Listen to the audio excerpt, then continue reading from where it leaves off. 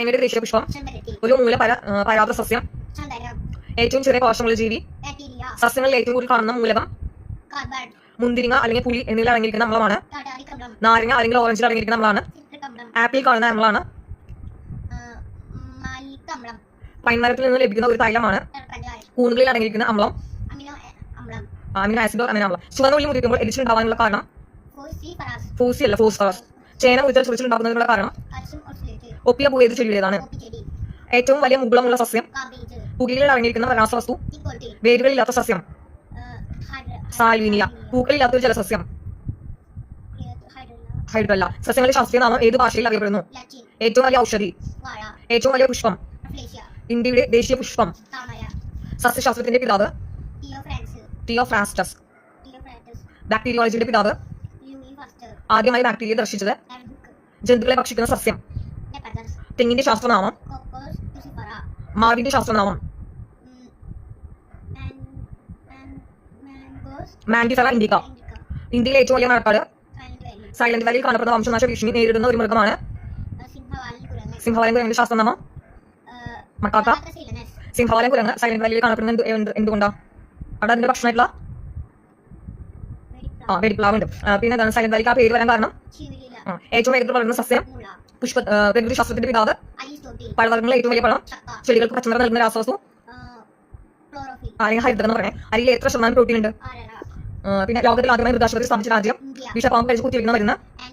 വേദന സംഹാരിയായി ഉപയോഗിക്കുന്നത്. ക്ഷയവുമായി ബന്ധപ്പെട്ട അവയവം. പയോളിയോ ബാധിക്കുന്ന അവയവം. കുടിക്കുന്ന വാക്സിനാണ് പോളിയോ. വിളർച്ച മറ്റൊരു ഭക്ഷണത്തിൽ ചേർക്കേണ്ട ഘടകമാണ്. അപ്പൊ അങ്ങനെയാണ് ഇരുമ്പിന്റെ അഭാവം മൂലം ഉണ്ടാകുന്ന രോഗമാണ് വിളർച്ച. വിളർച്ച മാറ്റാൻ വേണ്ടിയിട്ടല്ലേ ഇരുമ്പ് ഉപയോഗിക്കുന്നത്. അപ്പൊ ഇരുമ്പിന്റെ അഭാവം ഉണ്ടാകുന്ന രോഗമാണ് വിളർച്ച. മലബരി ബാധിക്കുന്ന അവയവമാണ്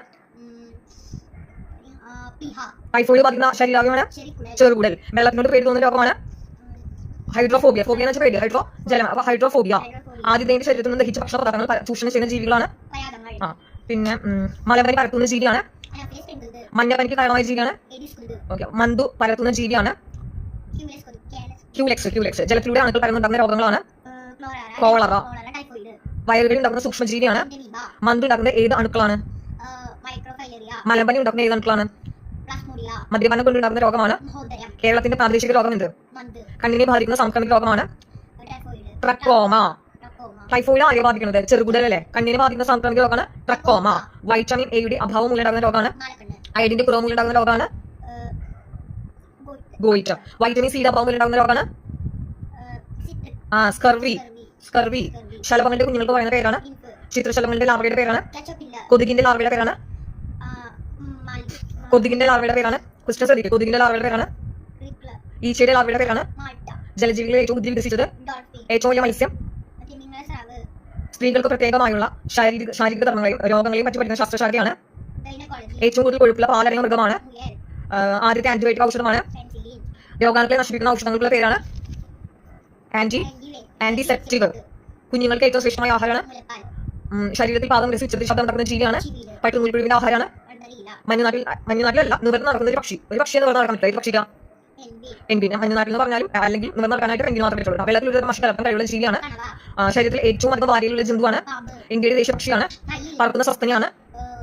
പറക്കാൻ കഴിയില്ലാത്ത രണ്ട് പക്ഷികളുടെ പേര് പറയാൻ മിന്നാമിനും പ്രകാശം പുറപ്പെടുവിക്കുന്നത് എന്തിന്?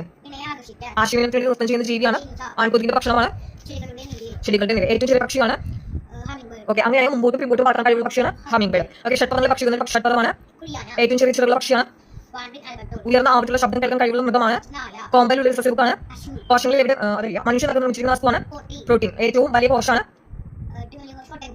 മിന്നാമിനും കഴിച്ചു നൽകുന്ന വസ്തുവാണ് ലൂസിഫെറിൻ.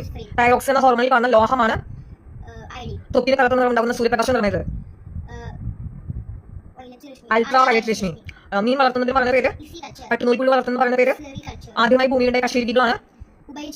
മനുഷ്യ ശരീര ഊഷ്മാവാണ്. അല്ലെങ്കിൽ ഫാരൻഹീറ്റിൽ പറഞ്ഞ 98.4 ഫാരൻഹീറ്റ്. രക്തം കട്ടിയാവാൻ സഹായിക്കുന്ന വൈറ്റമിനാണ്. മനുഷ്യ ശരീരത്തിൽ ഏറ്റവും ഉറപ്പുള്ള ഭാഗമാണ്. വൈറ്റമിൻ സി ചൂടാക്കുമ്പോൾ നഷ്ടപ്പെടുന്ന വൈറ്റമിനാണ്. രക്തസ്രാവം ഉണ്ടാകുന്നത് ഏത് വൈറ്റമിന്റെ അഭാവത്താലാണ്? പിന്നെ പ്രാണികൾക്ക് കാലുകളെത്ര? നാഡീവ്യൂഹം ഉണ്ടെങ്കിലും തലച്ചോറില്ലാത്ത ജീവിയാണ്. ശ്വാസകോശങ്ങളെ പൊതിഞ്ഞ് സൂക്ഷിക്കുന്ന ആവരണമാണ്. മനുഷ്യ ശരീരത്തിലെ വാരിയലുകളുടെ എണ്ണത്താണ്? നട്ടലിൽ അസ്ഥികളുടെ എണ്ണം ജിറാഫിന്റെ കഴുത്തിലെ അസ്ഥികൾ, മനുഷ്യരുടെ കഴുത്തിലെ അസ്ഥികൾ ഓക്സിജൻ വഴി പ്രകാശം പുറപ്പെടുന്ന ജീവിയാണ്. ഓക്കെ, രക്തത്തിലെ ചുവന്ന രക്താണുകൾ പറഞ്ഞ വെച്ചിട്ടാണ് അരുണ രക്താണുകൾ. അരുണ രക്താണുകളുടെ ജീവിതകാലമാണ്. കാണ്ടാമൃഗത്തിന്റെ കൊമ്പ് എന്ത് രൂപാന്തരപ്പെട്ടാണ്? ത്വക്ക്. ചുവന്ന രക്താണുകൾ ശരീരത്തിലെ ഏത് ഭാഗത്ത് വെച്ചാണ് നശിക്കുന്നത്?